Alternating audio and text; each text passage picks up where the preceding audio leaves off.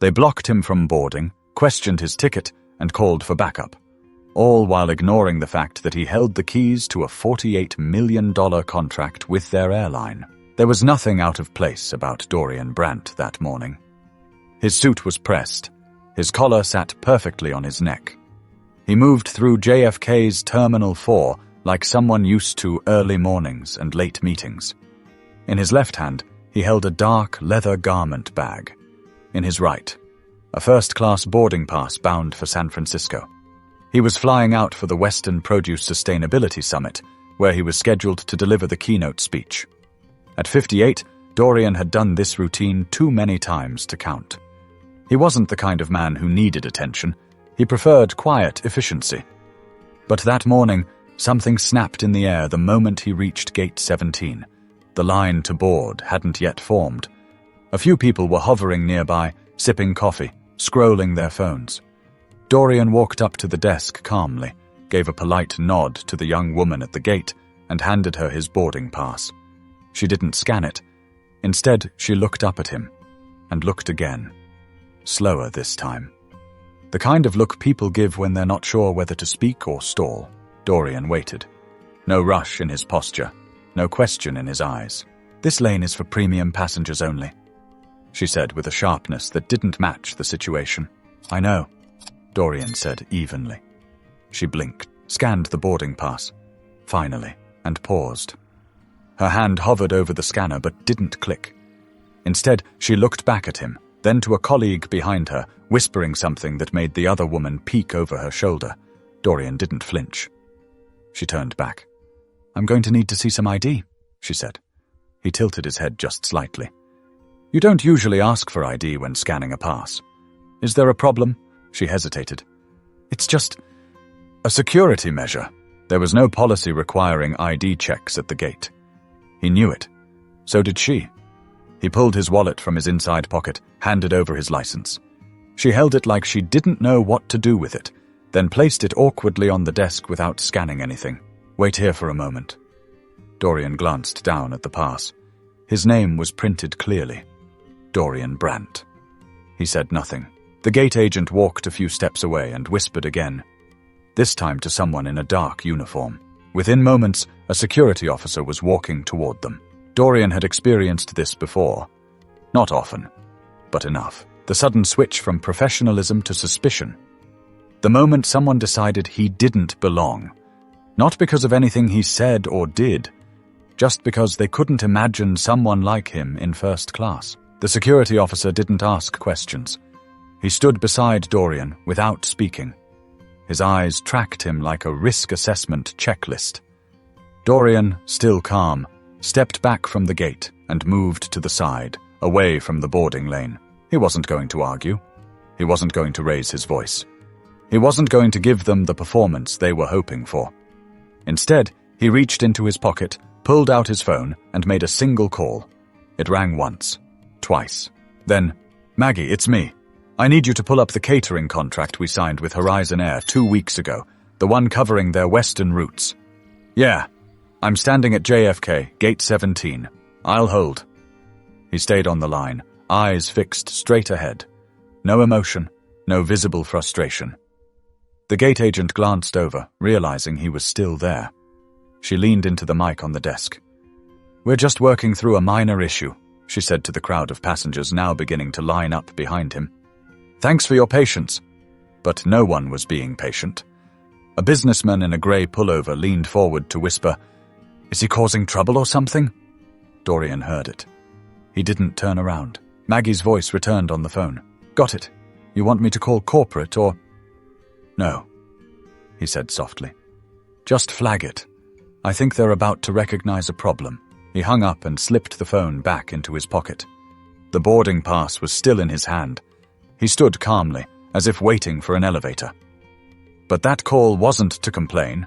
It was to warn. Dorian Brandt didn't always wear tailored suits or fly first class.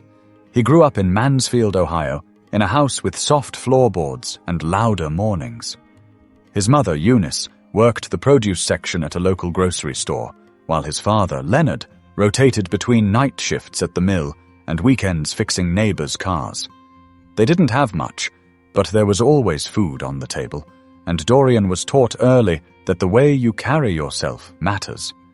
At 15, he was up at 5 a.m. on Saturdays, helping his mother sort through crates of fruits and vegetables before the store opened.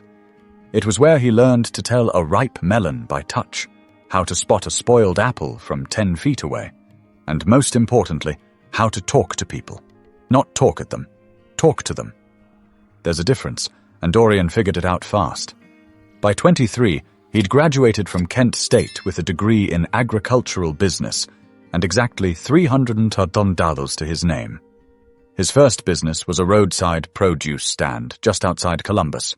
He didn't have employees, not even part-time help, just a borrowed pickup, a tent, and enough determination to sell sweet corn like it was gold. The real shift happened in his early 30s when he spotted a gap no one else was paying attention to. Sustainably grown, regionally sourced produce that could scale to meet grocery chain demands without sacrificing quality. Not boutique, not farmer's market, just real food, grown clean, delivered fast. Brandt Global Foods was born in a rented garage with one delivery route and a laptop that crashed twice a week. He made deals directly with farms across the Midwest and slowly built a network. It took nearly 15 years before his company got a seat at the table with national suppliers. Today, Brandt Global Foods supplies over 30 high-end grocery chains, 5 university systems, and, most recently, Horizon Air. The airline had come to him. They were looking to reinvent their in-flight meals after a string of bad press and disappointing customer surveys. Dorian didn't pitch, he listened. Then he gave them a plan. Seasonal produce rotations, direct farm-to-airline sourcing, and packaging that cut waste by half. They signed a $48 million contract. But Dorian never lost sight of who he was. He didn't decorate his office with awards or hang plaques in the lobby. If you walked into his building in Dayton, you'd see framed photos of his original produce stand and a wall covered in thank you notes from farmers. His assistant Maggie handled the logistics. Dorian handled the people. He also didn't like drama. He avoided attention. And above all, he didn't talk about power. He just used it quietly when needed.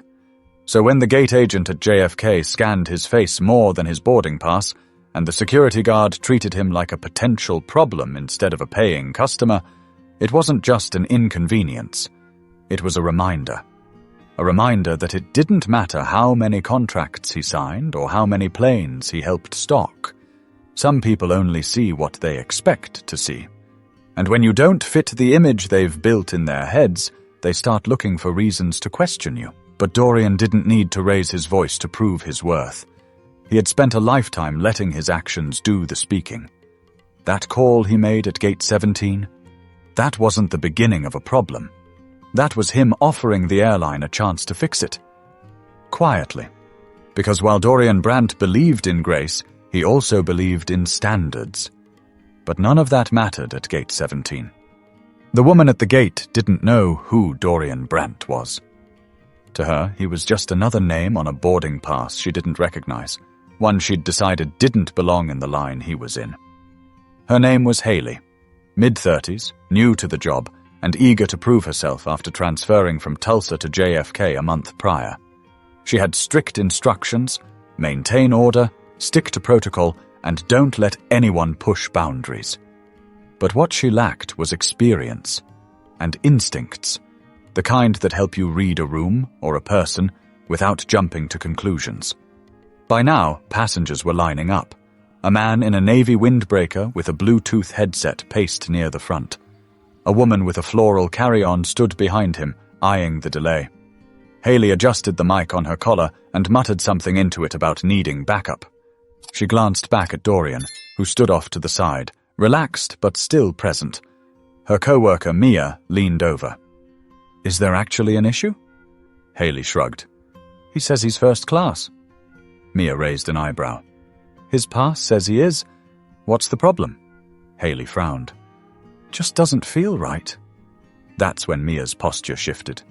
Not dramatically, just enough to send a message. Be careful. But Haley wasn't paying attention. She was focused on her screen now, pretending to search for a booking note that didn't exist. The security officer, meanwhile, stood by with arms crossed, glancing at Dorian from time to time, but offering no explanation for his presence. Passengers continued to board. The first-class lane was thinning. Haley glanced toward the gate. She looked nervous now, but didn't want to lose face. Then Dorian's phone rang. He stepped a few feet farther away to answer it. Maggie's voice was steady. "Okay, I've already sent an alert to their regional VP. I also looped in Jack Renner. He's the head of food service integration on their end." "Thank you," Dorian said quietly. "Keep me posted." He hung up. No expression on his face. Just calm. Back at the desk, Mia was getting uncomfortable. She pulled Haley out. "Do you realize who he is?" she whispered. "That's Dorian Brandt. I saw his company on the vendor list last week. The new produce deal with Horizon." Haley's stomach turned. "Wait, what?" "Yeah, he owns Brandt Global Foods. They're working with us." Haley's mouth went dry. She looked back at Dorian, who hadn't moved. His boarding pass still in hand. No expression of anger, no confrontation. "Maybe we should just board him now," Mia offered. But Haley panicked. "No, if we do it now, it looks like we—" She was cut off by a voice in her earpiece. A supervisor. "Haley, I need a status on the hold at gate 17. We're showing a delay flag." She froze. "Just handling a passenger issue, but it's under control." The supervisor didn't sound convinced. "Make sure it is. We've got execs from corporate flying in this morning. No surprises." Haley tried to steady her hands. She looked over at Dorian again. His calm made her feel smaller by the second. She wasn't dealing with a problem. She was becoming one. Mia turned toward him, ready to apologize, but just then, the boarding door beeped. Another passenger stepped through. A man in khakis glanced back and said, "What's going on with the hold-up?" Haley didn't answer. Her voice had disappeared.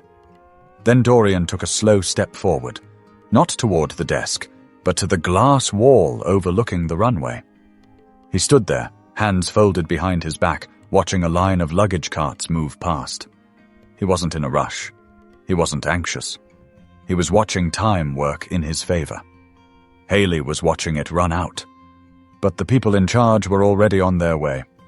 10 floors above the airport terminal, in an office that overlooked the tarmac and the Manhattan skyline beyond it, Cynthia Reyes was halfway through a croissant and a quarterly operations report when her desk phone rang. She didn't usually take calls from unknown numbers, but this one had been forwarded twice, and her assistant flagged it as urgent. "This is Cynthia," she answered. "Hi, Cynthia. Maggie Geller calling on behalf of Dorian Brandt, CEO of Brandt Global Foods. We've just been alerted to an incident involving Mr. Brandt at Gate 17. Cynthia sat up a little straighter. "What kind of incident?" Maggie's voice remained professional. "Your staff seems to have denied him boarding despite his first-class ticket. We're concerned it may escalate." Cynthia didn't waste time asking for details. She had seen Dorian's name enough to know the stakes. Horizon Air had only recently finalized its supplier contracts for the next fiscal year, and Brandt Global wasn't just any vendor. They were the vendor. They were supposed to help overhaul the airline's entire food service image after a disastrous social media campaign exposed their frozen meals and wasteful packaging. This wasn't just bad customer service, it was a live fire inside a room full of gas. "I'll handle it," Cynthia said quickly, standing up and motioning to her assistant. "Is he still at the gate?" "He is. Calm, but clearly being mishandled." Cynthia was already out of her office, jacket in hand, heels echoing down the hallway. She turned to her assistant. "Get me Sean and Elise from Brand Protection, now!" Meanwhile, down at corporate headquarters in Minneapolis, Jack Renner's phone rang during a working lunch. "Jack," Maggie said, skipping formalities. "Dorian's being detained at the gate. JFK. Horizon staff flagged him for no reason." Jack nearly dropped his fork. "You've got to be kidding me." "Nope. He called it in personally." Jack pushed back from the table. "I'll get Cynthia on it. She's already moving. You might want to prep legal just in case." He didn't respond, just hung up and started dialing. If this went public, it could dismantle months of work on the new campaign rollout. There were press releases scheduled, launch videos in editing. Dorian Brandt was going to be featured in their fall Fresh Flight initiative as a face of modern food sustainability. That face was now being sidelined at an airport gate by someone who didn't know who they were dealing with. At gate 17, Haley was beginning to sweat. She could feel the shift, not just from Mia's icy silence, but from the passengers who were now openly murmuring about the delay. People were pulling out their phones, checking the flight status. Still no boarding. Then, without warning, a man in a navy suit and a Horizon ID badge walked briskly toward the gate, followed by a woman in red heels with a phone still pressed to her ear. Cynthia. She ended the call, lowered the phone slowly, and surveyed the scene. Dorian didn't move. He watched her approach but didn't step forward. He knew exactly who she was. Cynthia extended her hand, calm but direct. Mr. Brandt, I'm Cynthia Reyes, Executive Director of Regional Operations. May I speak with you privately? Dorian nodded once, finally slipping his phone back into his pocket. Of course. They stepped a few feet away.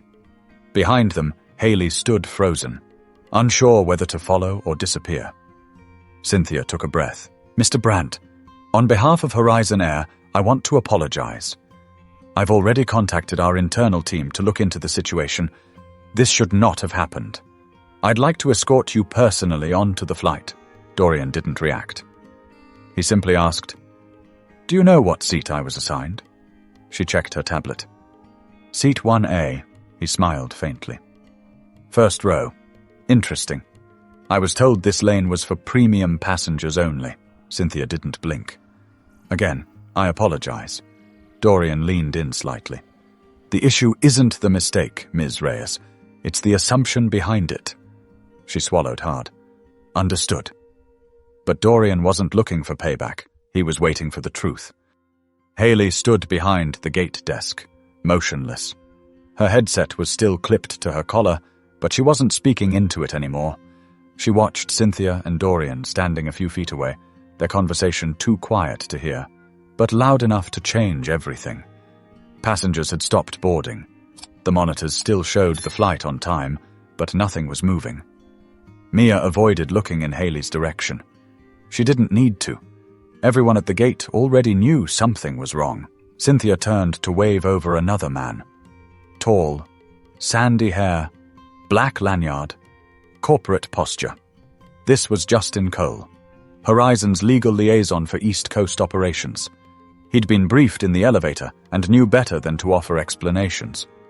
He extended his hand to Dorian. Mr. Brandt, I'd like to apologize personally. I understand this experience has been... Dorian cut him off gently. I don't need an apology, Mr. Cole. I need you to explain how something like this happens after we sign a $48 million deal. Justin paused. There was no good answer, no scripted response, no PR-approved deflection. Cynthia stepped in. Mr. Brandt, we understand the weight of the situation. We're reviewing our staff conduct and sensitivity training procedures, but we'd also like to assure you this isn't a reflection of our values. Dorian raised an eyebrow. You mean it's not a reflection of the company's values? Or it's not a reflection of the gate agent's judgment? Cynthia didn't respond.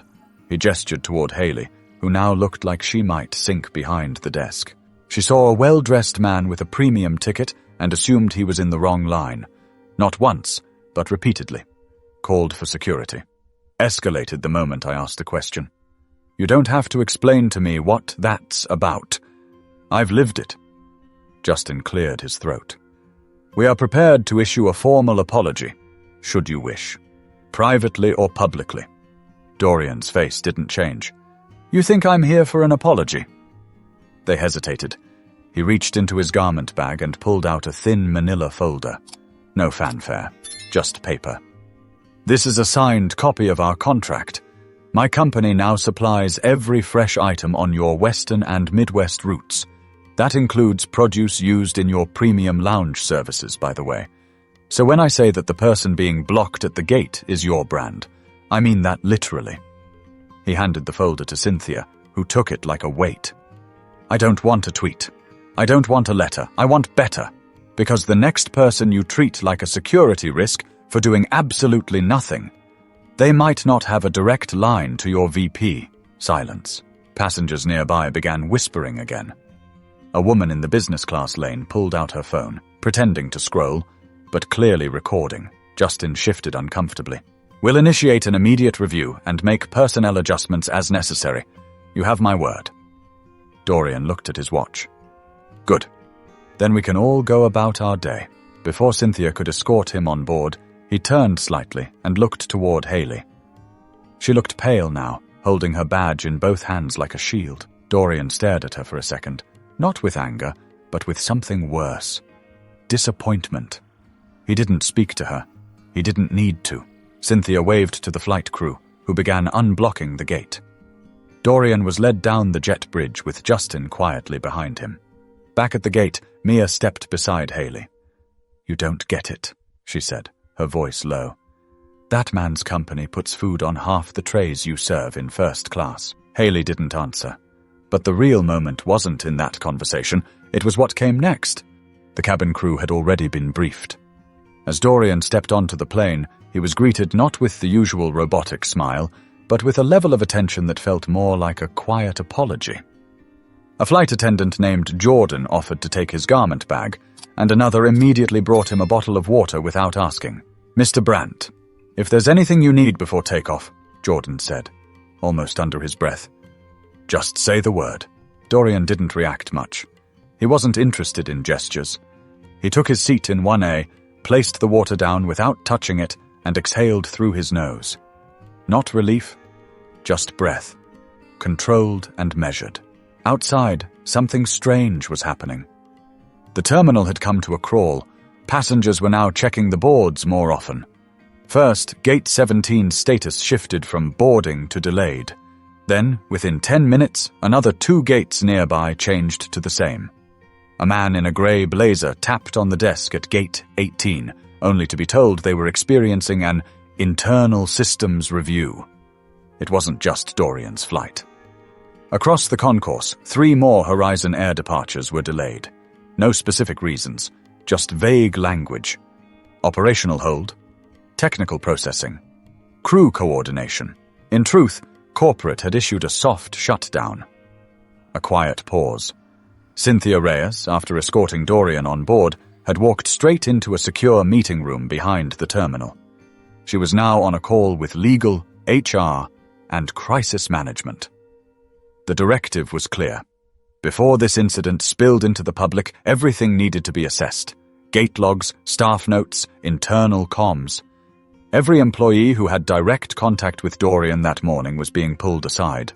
No one would admit it out loud, but the plane wasn't going anywhere until the company knew exactly how far the damage might go. Back on board, Dorian sat with his eyes closed. He wasn't angry. He wasn't flustered. But his calm wasn't serenity. It was experience. The kind that comes from decades of having to pretend that things don't sting just because you're used to them. He thought about his father, Leonard, who once got turned away from a car dealership because the manager said he didn't look like he could afford it. He thought about his first investor meeting in Columbus, where someone mistook him for the valet.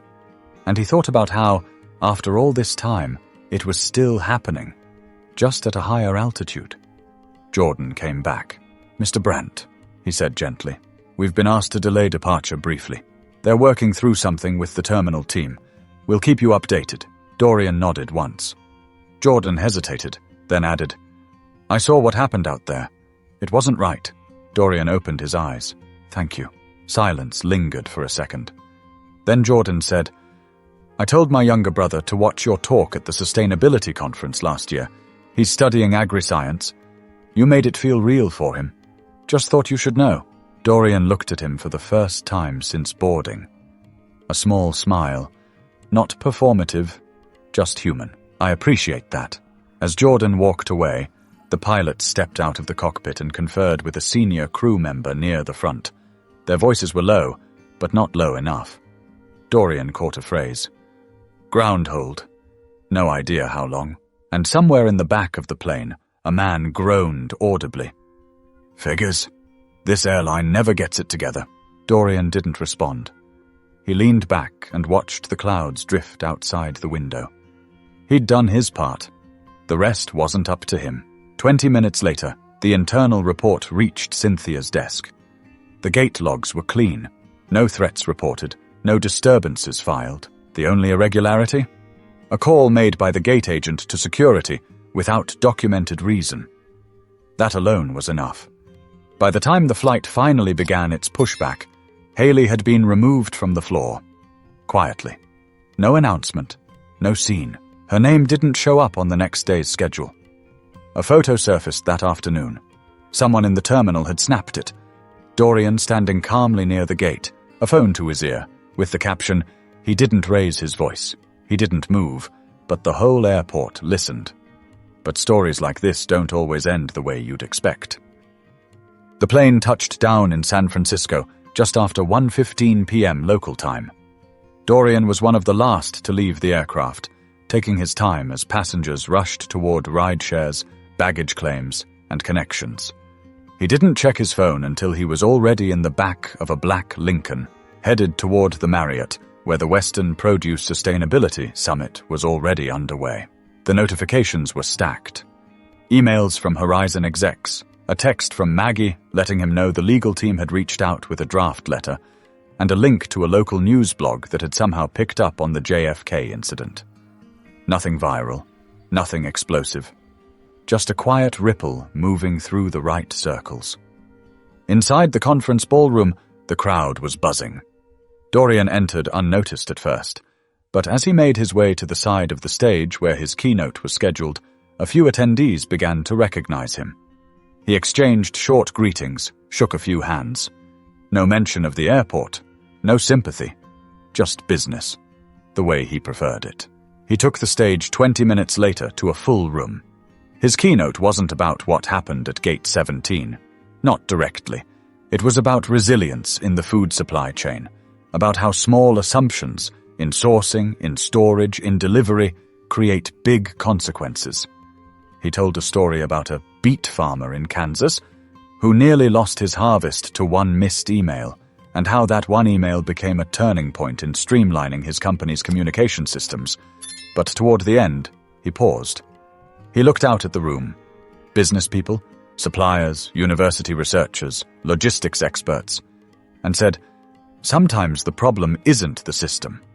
Sometimes it's the shortcuts we take in reading people." There was a moment of stillness. He continued, "Whether we're talking about a new grower, a supplier, or someone standing at a gate with a valid boarding pass, what we assume tells the world more about us than it does about them." That got quiet applause. Not thunderous, just real. Afterward, as Dorian walked off stage, a man from a Seattle distribution firm stopped him and said, "Hey, that thing you said about shortcuts hit me harder than I thought it would." Dorian smiled. That's where the rot starts, in the shortcuts. Back in New York, Cynthia Reyes sat in her office reviewing a report from the internal audit team. Haley's file had been flagged, but Dorian hadn't asked for her to be fired. He hadn't asked for compensation. He hadn't even responded to the offer for a written apology to share publicly. He didn't need to. The airline's senior staff knew exactly what had happened, and they knew exactly how close they'd come to losing more than a contract. In the following weeks, Horizon quietly announced a new partnership with a civil rights advisory group focused on workplace sensitivity and bias prevention. A few press outlets connected the dots. Dorian was mentioned once, indirectly, in a quote from a Horizon spokesperson. "Recent events reminded us of the work that still needs to be done." Dorian didn't comment. He didn't post. He didn't retweet. He went back to work. And when Maggie asked if he wanted to talk to the press after GQ reached out for an interview request, he said, "Tell them I'm busy feeding people." Weeks passed, then months. And yet the story lingered. Not because it exploded online, but because people remembered it. People who were in the terminal that morning told it over dinner. People who saw the photo of him standing still with a phone to his ear started using it in presentations about silent leadership. People who worked at Horizon Air, they whispered about it in break rooms. Gate agent started thinking twice before assuming.